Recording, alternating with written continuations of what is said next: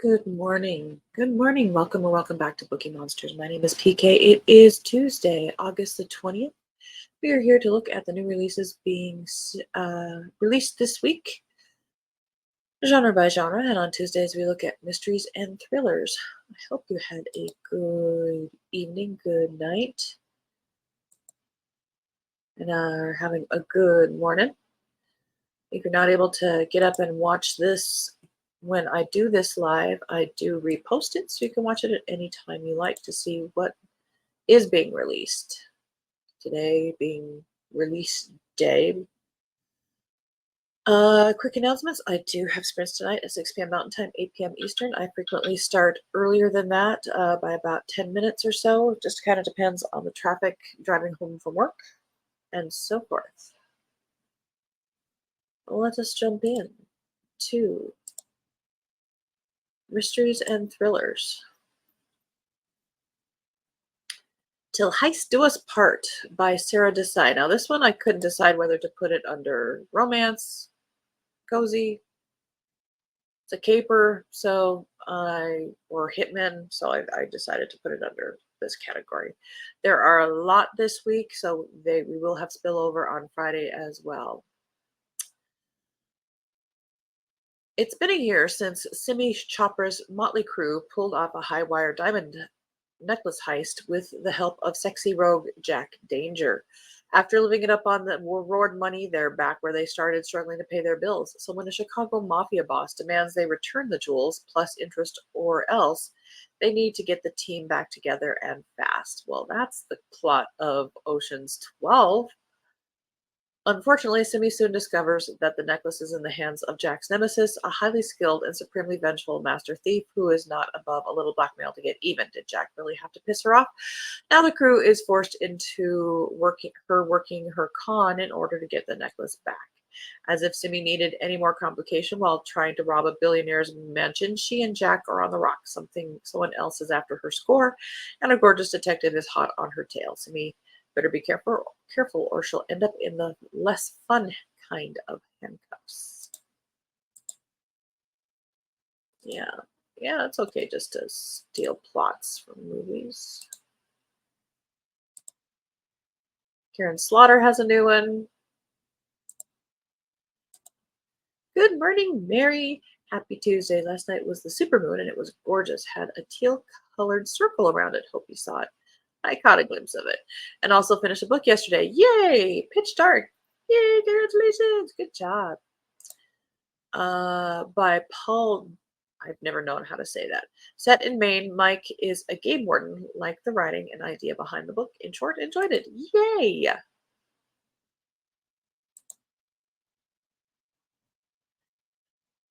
This is 12th in the Will Trent series. I've loved the early Will Trents. Heads up, Karen Slaughter can get graphic, at least in her very, very early books prior to the Will Trent series. And now those two series have mashed together. This is called This Is Why We Lied. One toxic family, 8 suspicious guests. Everyone is guilty, but who is a killer? The GBI investigator Will Trent and medical examiner Sarah Linton. McAlpine Lodge seems like the ideal getaway to celebrate their honeymoon. Set on a gorgeous off-the-grid mountaintop property, it's the perfect place to unplug and reconnect, until a bone-chilling scream cuts through the night. A murderer in the mist. Mercy McAlpin, the manager of the lodge, is dead. With a vicious storm raging and the one access road to the property washed out, the murderer must be someone on the mountain. But as Will and Sarah investigate the McAlpin family and other guests, they realize that everyone here is lying about their past, lying to their family, lying to themselves. Who killed Mercy McAlpin? It soon becomes clear that normal rules don't apply at McAlpin Lodge, and Will and Sarah are going to have to watch their step at every turn. Trapped on the resort, they must untangle a decades-old web of secrets to discover what happened to Mercy. And with the killer poised to strike again, the trip of a lifetime becomes a race against the clock. I'm a couple books behind on this series. I don't know. I keep getting stalled on the same one. I can't remember its title, but something about it has just blocked me. That happens sometimes.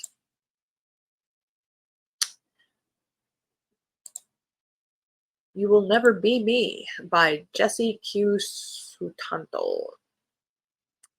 Influencer, excuse me, influencer Meredith Lee didn't teach Aspen Palmer how to blossom on social media just to be ditched as soon as Aspen became big. So, can anyone really blame her for doing a little stalking? Nothing serious, more like stalking light. Then Mare gets lucky. She finds one of Aspen's kids' iPads and swipes it. Now she has access to everything, the family calendar and Aspen's social media accounts. Would anyone else be able to resist tweaking things a little here and there, showing up in Aspen's place for meetings with potential sponsors? Mare's only taking back what she deserves, what should have been hers. Meanwhile, Aspen doesn't understand why her perfectly filtered life is falling apart. Sponsors are dropping her, fellow influencers are ghosting her, and even her own husband seems to find her repulsive. If she doesn't find out who's behind everything, she might just lose it all. What everyone seems to forget is that Aspen didn't become one of TikTok's biggest momfluencers by being naive. When Meredith suddenly goes missing, Aspen's world is upended and mysterious threats begin to arrive, but she won't let anything get in the way of her perfect life again.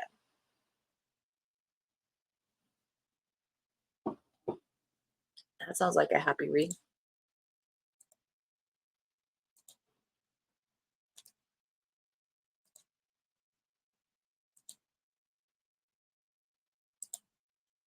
What You Made Me Do. Oh, yeah. They have control over you.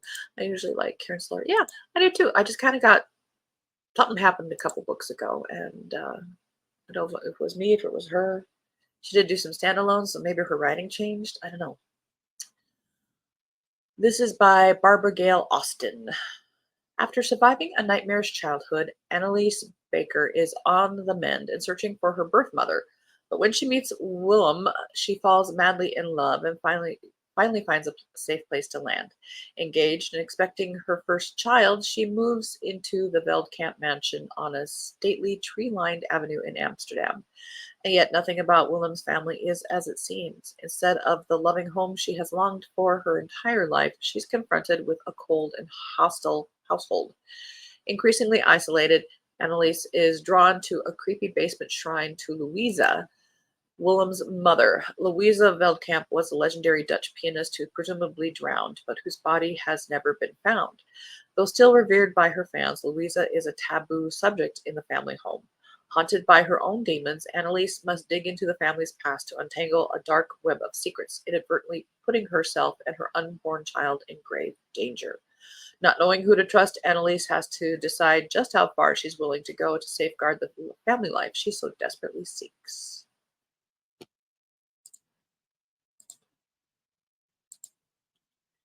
And one row done.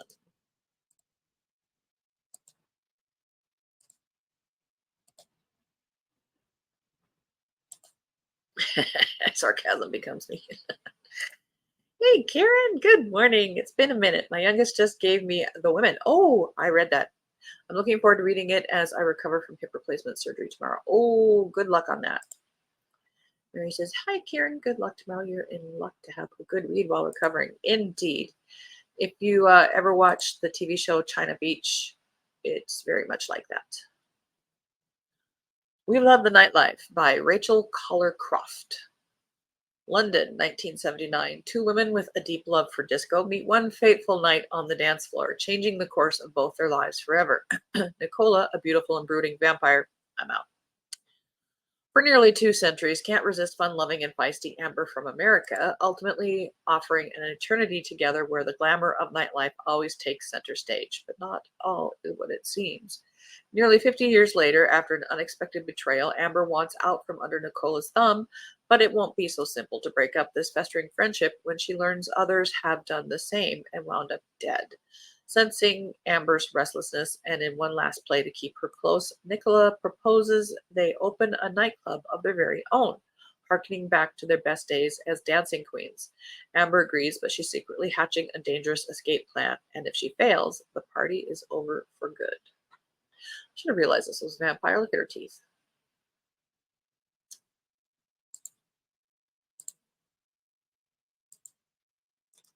I was not paying attention.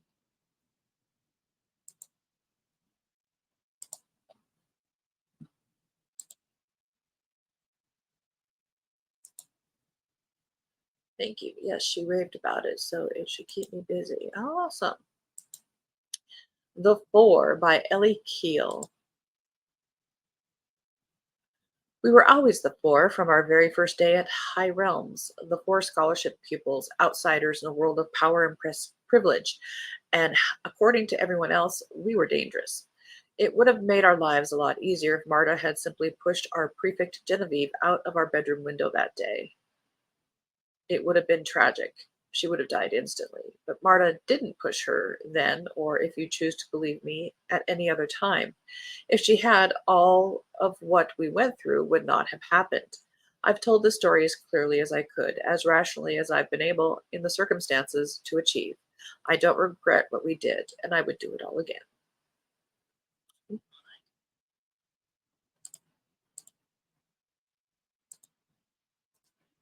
The Divide by Morgan Richter. When Jenny St. John was 18, she moved to Los Angeles from her rural Midwestern hometown and scored the lead role in an independent film called The Divide. Under the intimate direction of young auteur Sergei Grumet, Jenny was on her way to becoming the next indie darling. But then the movie tanked, and Jenny never caught a second break. Now, 2 decades later, after floundering on the fringes of the entertainment industry, she's barely keeping afloat running a low level grift as a psychic life coach. But when news surfaces that Sergei has been murdered, Jenny's life is turned upside down. Unbeknownst to Jenny, Sergei's ex-wife, painter Gina Santos, looks alarmingly similar to Jenny. So much so that when Gina goes missing, the cops think Jenny is Gina. Jenny finds herself pulled into Gina's world and manages to leverage both her resemblance to Gina and her faux psychic abilities to infiltrate the affluent yet unstable inner circle of friends, which include a Korean pop idol turned social media star and an Oscar winning actress turned wellness guru. Soon, Jenny's search to find Gina unearths dark secrets about her own past while putting her squarely in the sights of a killer.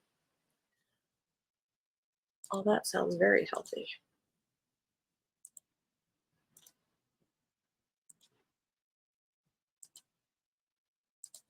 Someone in the Attic by Andrea Mara. You thought you were home alone. Anya is enjoying a relaxing bath when she hears a noise coming from the ceiling. Through the open bathroom door, she sees the attic hatch swing down and a masked figure drops to the floor. 30 seconds later, Anya is dead. You're not afraid of being alone in the dark. You're afraid you're not alone. Across town, Anya's old school friend Julia sees an online video of a masked figure climbing out of an attic. She suddenly realizes why the footage is eerily similar. It was filmed inside her own house in a luxury gated community designed to keep intruders out. And now your worst fears are coming true. Why would a stranger target Julia? Unless, of course, it's not a stranger at all. And it wasn't Julia. I'm just saying what they're implying. End of row 2. Yeah, we're not going to get to all of these. Oh my.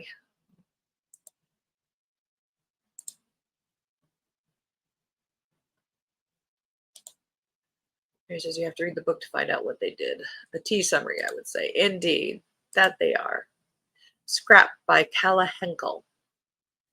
Recently dumped and stuck with a mortgage, artist Esther Ray wants to burn the world, but instead she reluctantly accepts a scrapbooking job from the deliriously wealthy Naomi Duncan. The scrapbooks, a secret birthday gift for Naomi's husband Bryce, trace the Duncans' 25-year marriage. The conditions: Esther must include every piece of paper she's been sent, must sign an NDA, and must only contact Naomi using the burner phone provided. Otherwise, she'll spoil the surprise.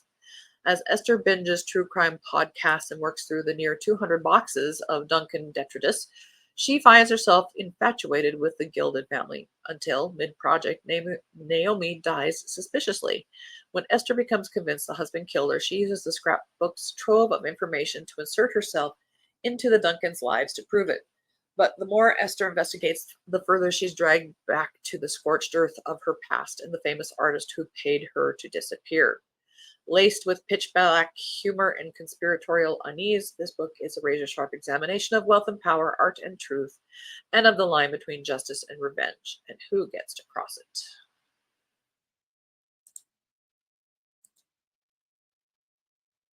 We seem to have a running theme of wealth and nastiness.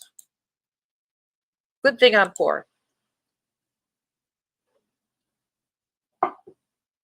Swallow the Ghost by Eugenie Montague.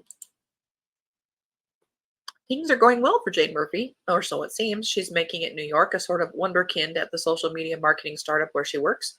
She's put an experimental writer, Jeremy Miller, on the map by helping him concoct a viral internet novel told in fragments through various fake social media accounts. But privately, Jane feels trapped, ruled by her routines and her compulsions with food and social media, caught up in an endless cycle of soothing and punishing herself. There is so much that she has to keep hidden, especially from Jeremy, as their professional relationship transforms into something more. But then tragedy strikes and the story changes track. As the perspective shifts, so does our image of Jane, and those in her orbit of what we think we know begins to unravel.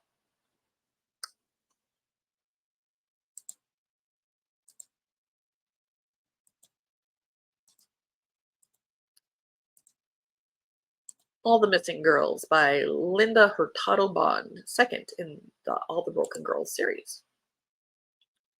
As a crime reporter for a Tampa TV news station, Mari Alvarez knows when an investigation enters dangerous territory. But with her estranged sister missing and almost no information to go on, Mari can't trust anyone but herself to find the truth. Now she has just 48 hours to sneak into Cuba undetected, track down her sister, and pray to her Orisha that she's not too late. This is nothing like reporting in her neighborhood, though, a place she knows like the back of her hand. In Havana, she has no contacts and only an ice-cold trail of cryptic clues. When Detective Tony Garcia offers to help, Mari puts aside her instincts and tries to let someone in. But soon they're caught in a maze of lies, deception, and an undercurrent of the island's own witchcraft, a sinister brujeria. Every lead draws Mari further into this world of shadows, especially when her sister isn't the only young woman who's gone missing. Every step pushes Mari and Tony toward a revelation that they never saw coming. And as they close in on the horrifying truth, one thing becomes clear. No one will let them leave Cuba alive.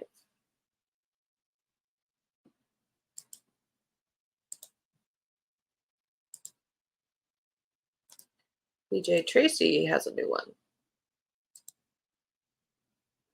in her second series, their second series.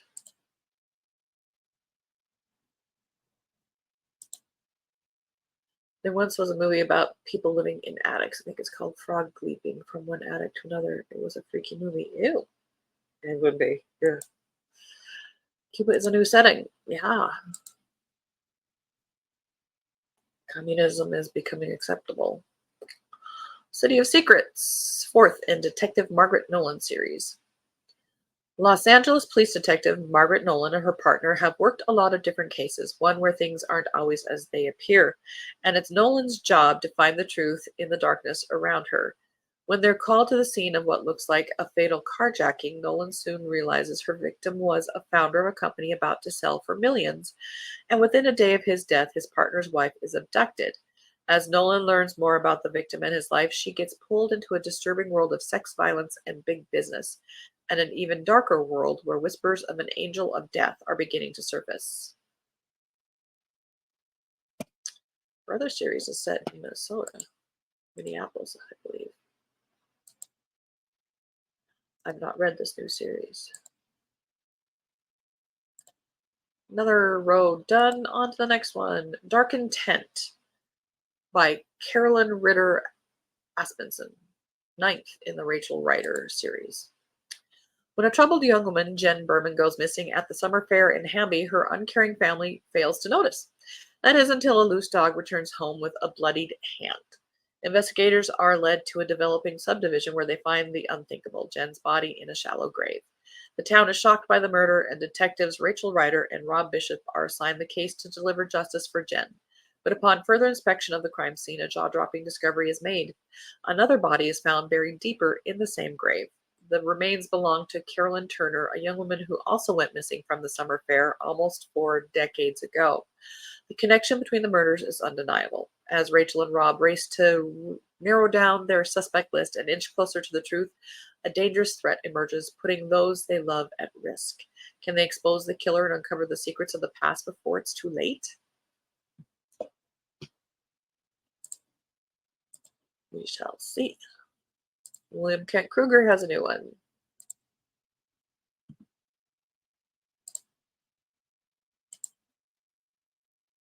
20th in the Cork O'Connor mysteries.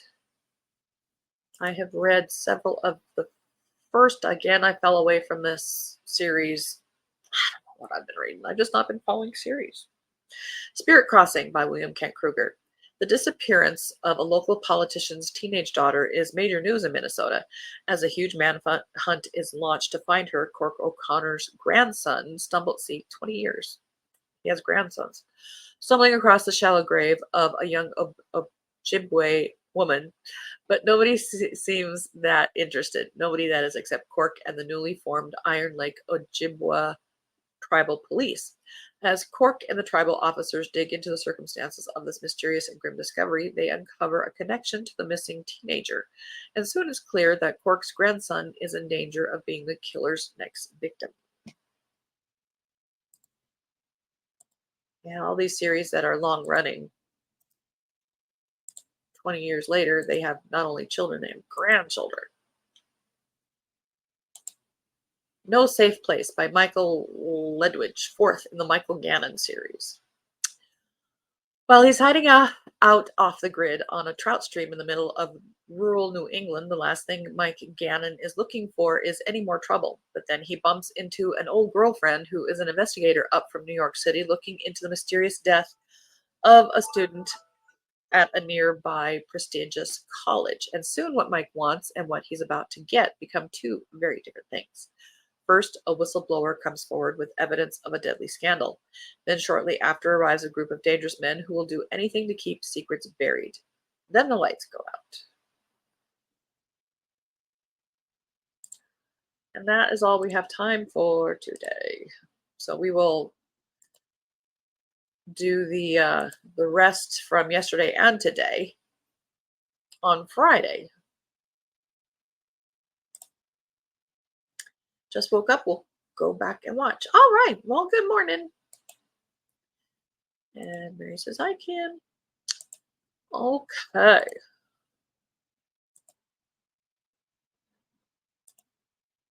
Thanks so much. Hope everyone has a great day. You too. Thank you for being here. So I do have sprints tonight. It is Tuesday. I have them at 6 o'clock p.m. Mountain Time, 8 p.m. Eastern. They go for 2.5 hours. Bring your own book, work on a creative project, or just close your eyes after a hard day. Whatever it is, it's self-care time for you. And we listen to ambiance and do check-ins and so forth. Tomorrow we'll be looking at romance books being released this week. Hope you have a very good day. Thank you very much. And as the banner says here, don't be a bookworm, be a bookie monster. Nom nom nom. Have a good day and God bless.